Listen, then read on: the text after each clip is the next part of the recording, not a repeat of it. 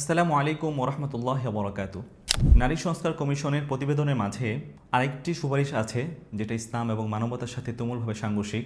সেটা হচ্ছে বাবার উত্তরাধিকার সম্পত্তিতে ছেলে এবং মেয়ের সমান ভাগ নিয়ে। এমনিতেই আমাদের এই গণতান্ত্রিক সিস্টেমে ইসলামের তেমন কোনো বিধিবিধানের কথা নেই, যাও দুই একটা আছে, এটাকে কিভাবে মুছে ফেলা যায় এটা তার একটা নীল নকশা। গণতান্ত্রিক এই সিস্টেমে কোরআনের এই বিধানের কথা থাকলেও বাস্তবায়ন এটা কখনোই হয় না।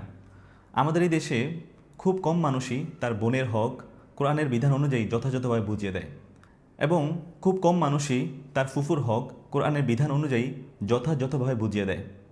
আচ্ছা, ধরুন যদি আমাদের দেশে এই বিধানকে বাস্তবায়ন করা হয়, তাহলে বিবাহের যে ব্যাপারটা আছে, এখানে বিবাহের যে মূল মাকসাদ সেটা হচ্ছে যে কিভাবে প্রজন্ম বৃদ্ধি করা।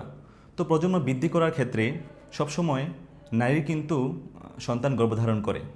তো যদি সমান সমান অধিকার বাস্তবায়ন করা হয়, তাহলে এমন হবে যে একটা সন্তান নারী গর্ভধারণ করবে আর একটা সন্তান পুরুষ গর্ভধারণ করবে, এবং এটা কখনো সম্ভব না। এবার আমরা দেখি ইসলাম নারীকে কম দিয়েছে নাকি বেশি দিয়েছে। ছেলেদের ক্ষেত্রে ইসলাম বলে যখন ছেলেরা প্রাপ্তবয়স্ক হয় তখন তার বাবার জিম্মাদারি থেকে তার ভরণ পোষণের ভার সরে যায়। তার বাবার এটা বলার রাইট আছে যে এখন তুমি প্রাপ্তবয়স্ক হয়েছো, তোমার রাস্তা তুমি মাপো। আবার যখন ছেলেটা বিবাহ উপযুক্ত হয় তখন তার বিয়ে করার খরচাদিও কিন্তু বাবার উপর বর্তায় না, এটাও তার নিজের উপর বর্তায়। এবং যখন বিয়ের পরে তার স্ত্রী, তার মা বাবা সবাইকে কিন্তু দেখাশোনা, তাদের ভরণ পোষণ এর দায়িত্ব কিন্তু ইসলাম পুরুষের উপর দিয়েছে। বিপরীতে আমরা যদি নারীর দিকে তাকাই, তাহলে যে অর্ধেক ইসলাম তাকে দিয়েছে তার কিন্তু খরচের কোনো জায়গা নেই। সে যখন প্রাপ্তবয়স্ক হয় তখন তার বাবার এটা বলার রাইট নাই যে এখন তোমার রাস্তা তুমি মাপো। যখন তার বিবাহ উপযুক্ত হয় তখন তার বাবার এটা বলার রাইট নাই যে তোমার বিয়ের খরচাদি তুমি বহন করো। এবং বিয়ের পরে তার ভরণ পোষণের সমস্ত দায়িত্ব কিন্তু তার স্বামীর উপর বর্তায়। স্বামী যখন না থাকে তখন ছেলের উপর বর্তায়।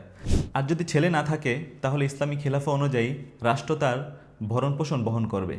তাহলে ব্যাপারটা এমন হয়ে দাঁড়ালো যে আপনি একজনকে 1 গ্লাস দুধ দিচ্ছেন, বলছেন যে 10 জন মিলে ভাগ করে খাও, আরেকজনকে অর্ধেক গ্লাস দুধ দিচ্ছেন, বলছেন যেটা তুমিই খাও। ব্যাপারটা এমন হয়ে দাঁড়ালো। তাহলে আমরা এখানে হিসাব মিলাতে পারি যে ইসলামকে নারীকে কম দিয়েছে নাকি বেশি দিয়েছে। অথবা এমনভাবে দেখতে পারি যে একজনকে আপনি 20 টাকার নোট ধরিয়ে দিয়ে বিশাল বাজারের লিস্ট ধরিয়ে দিলেন, আরেকজনকে 10 টাকা দিয়ে বলছেন যে তোমার কিছুই করতে হবে না। তো মূলত যার 10 টাকা তারই লাভ। তো দিন শেষে আসলে ইসলাম নারীকে অনেক বেশি দিয়েছে এবং নারীকে অনেক বেশি সম্মানিত করেছে। এই ভোগবাদী সমাজ যেটা চাচ্ছে যে নারী এবং পুরুষকে সমান অধিকার দিতে, এটা যদি দেওয়া হয় তাহলে আমাদের যে পারিবারিক ব্যবস্থা আছে, আমাদের যে পারিবারিক বন্ধন আছে, এগুলো সব কিছু ধস হয়ে যাবে। আমরা চাই আমাদের এই সমাজটা, আমাদের পারিবারিক এই ব্যবস্থাটা অনেক সুন্দর থাকুক, এবং কোরআন অনুযায়ী আমরা যেন জীবন পরিচালনা করতে পারি। আল্লাহ যেন আমাদেরকে সেই তৌফিক দান করেন। ওয়া মা তৌফিক ইল্লা বিল্লাহ। ওয়াসসালামু আলাইকুম ওয়া রাহমাতুল্লাহ।